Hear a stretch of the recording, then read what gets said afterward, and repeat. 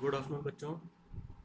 हम class 6 subject geography का chapter पढ़ रहे थे, major domains of the earth. तो हमने पिछले चैप्टर में पिछली बार पढ़ा था कि अर्थ के कौन कौन से कंपोनेंट्स हैं, जैसे लिथोस्फीयर, एटमॉस्फेयर, हाइड्रोस्फीयर और बायोस्फीयर है। तो उसके बाद हमने पढ़ा था जो कॉन्टिनेंट्स कितने हैं, 7 कॉन्टिनेंट्स हैं। Asia, Europe, Africa, north America, south America, Australia और एंटार्क्टिका। तो कल हमने पढ़ा था एशिया, यूरोप और अफ्रीका के बारे में। ये 3 कॉन्टिनेंट्स के बारे में हमने पढ़ा था। तो आज हम नॉर्थ अमेरिका के बारे में पढ़ेंगे।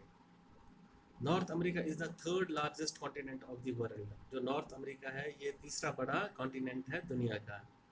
It is linked to South America. ये साउथ अमेरिका से जुड़ा हुआ है by very narrow strip of lands.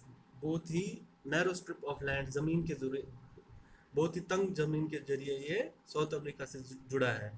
Called the isthmus of Panama. क्या बोलते हैं उसको? Isthmus of Panama. जो लैंड है, जो स्ट्रिप, नैरो स्ट्रिप है लैंड की, उसको बोलते हैं इस्थमस ऑफ पनामा, जिसकी वजह से ये किससे जुड़ा है? साउथ अमेरिका से। The continent lies completely in the northern and western hemisphere. जो ये कॉन्टिनेंट है ये कहाँ पर, ये पूरी तरीके से कहाँ पर है? नॉर्दर्न एंड वेस्टर्न हेमिस्फीयर में। 3 ओशन सराउंड दिस कॉन्टिनेंट। इसके जो इर्द गिर्द है, कितने ओशन है इसके इर्द गिर्द? 3 है। Can you name these oceans. क्या आपको इसके नाम पता है? South America lies mostly in the southern hemisphere. जो साउथ अमेरिका है वो, उसका ज़्यादातर हिस्सा कहाँ पर पड़ता है? साउदर्न हेमिस्फीयर में। Which 2 ocean surround it on the east and the west. इसके इसके इसके ऊपर कितने, इसके इर्द गिर्द कितने ओशंस हैं? 2 हैं, जो एक ईस्ट की तरफ पड़ता है और एक वेस्ट की तरफ पड़ता है। The Andes world's largest mountain. दुनिया का सबसे बड़ा माउंटेन कौन है? Andes range. Run through its length from north to south. जो इसके बीच में से रन होता है, कहाँ से? नॉर्थ से लेकर साउथ तक जो रन होता है इसके। South America has the world's largest river the Amazon. South America में दुनिया की सबसे लंबी नदी है जिसका नाम क्या है? अमेजन है। Australia is the smallest continent that lies entirely in the southern hemisphere. Australia क्या है? एक स्मॉलेस्ट, एक छोटा कॉन्टिनेंट है जो पूरी तरीके से कहाँ पर लाई करता है? साउदर्न हेमिस्फीयर में। It is surrounded on all sides by the oceans and seas. इसके चारों तरफ क्या है? ओशियंस और बड़े बड़े समुद्र, बड़े बड़े ओशियंस और समुद्र है। It is called an island continent. इसको क्या बोला जाता है? Island continent. आइलैंड बच्चों वो होता है कि जिसके इर्द गिर्द पानी है और बीच में एक जमीन का टुकड़ा होता है, उसको क्या बोला जाता है? आइलैंड। अब लास्ट ओशन है हमारे पास। लास्ट कॉन्टिनेंट कौन सा है? एंटार्क्टिक्स।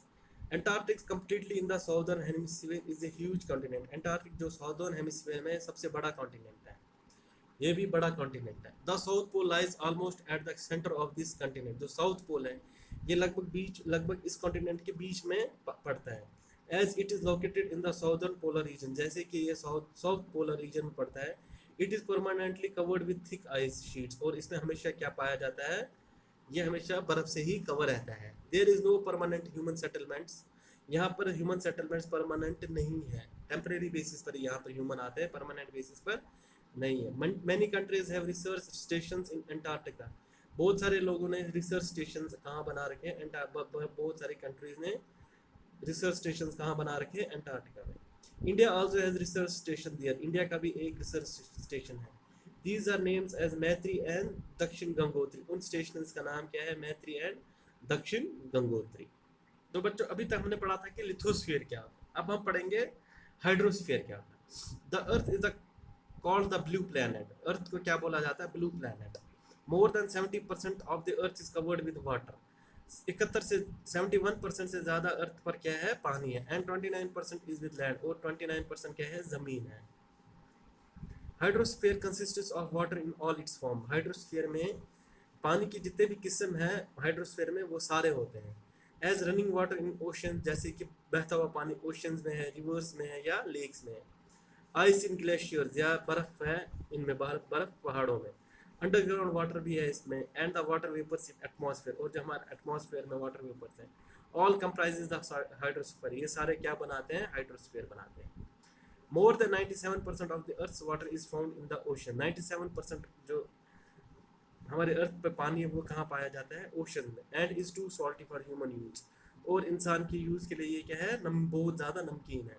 A large proportion of the rest of the water is in the form of ice sheets and glaciers, और एक बहुत बड़ा हिस्सा है पानी का जो किस फॉर्म में पाया जाता है, या तो ग्लेशियर्स, या तो पहाड़ के फॉर्म में है, बर्फ के पहाड़ी के फॉर्म में है, या बर्फ के शीट्स बने हुए, और अंडरग्राउंड द ग्राउंड, और या जमीन के अंडर द ग्राउंड, या जमीन के नीचे है, and a very small percentage available as fresh water for human, और बहुत ही कम फ्रेश वाटर इंसानों के लिए पाया जाता है, फॉर ह्यूमन यूज, इंसानों की ज़रूरत के लिए बहुत ही कम फ्रेश वाटर पाया जाता है। Hence despite being a blue planet we face a shortage of water, जबकि इसको ब्लू प्लैनेट बोला जाता है हमारे अर्थ को, लेकिन तब भी हमको क्या होता है, पानी की यहाँ पर कमी होती है। तो थैंक यू बच्चों, हम आज इतना ही पढ़ेंगे, नेक्स्ट क्लास में हम आगे पढ़ेंगे ओशंस, ओशंस क्या है।